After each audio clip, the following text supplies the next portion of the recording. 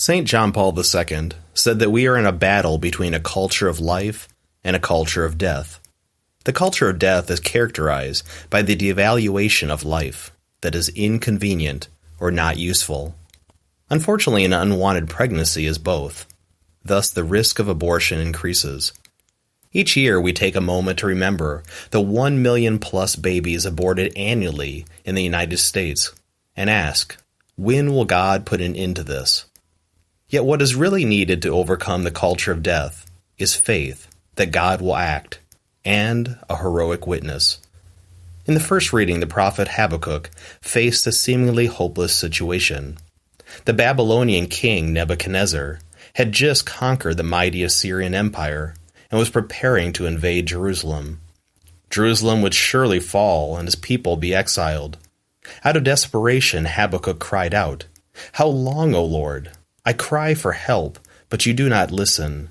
I cry out to you, violence, but you do not intervene." Doesn't this resonate in our hearts as we face a darkened world or culture of death? Jesus offered a remedy in the gospel. Have faith the size of a mustard seed. It is faith that reminds us that Christ has already conquered death by first laying down his own life. What approach should we take to proclaim a culture of life? Pope Francis said, "We must find what makes the heart burn, as it did for the disciples at Emmaus. We have to find a new balance. Otherwise, even the moral edifice of the Church is likely to fall like a house of cards, losing the freshness and fragrance of the gospel."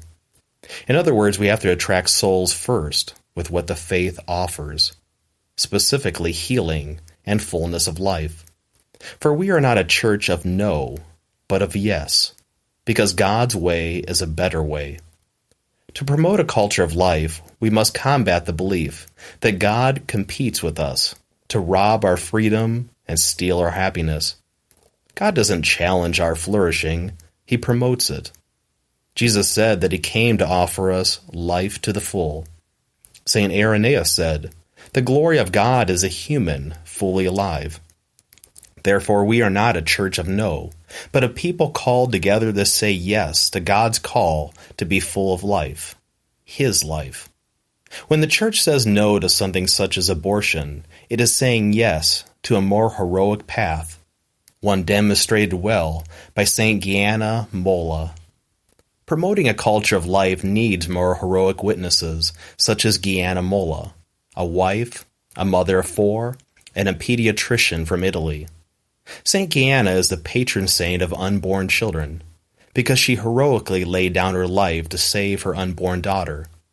While pregnant with her 4th child, Gianna and her husband Peter faced a difficult decision.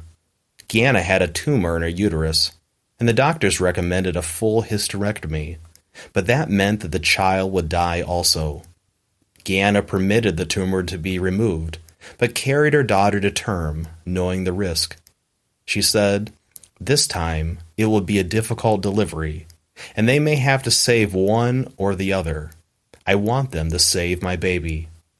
Gianna died from complications at childbirth on April 28, 1962, but her daughter was healthy. Pope John Paul II elevated her to sainthood for imitating Christ, who loved his own to the end. To promote a culture of life, we need faith, to overcome the tendency to believe that God created everything and step back to watch it play out like a sitcom. In reality, we have a God who intimately involves himself in every aspect of the world, one who creates, sustains, and deeply cares. So where is God in the midst of this culture of death?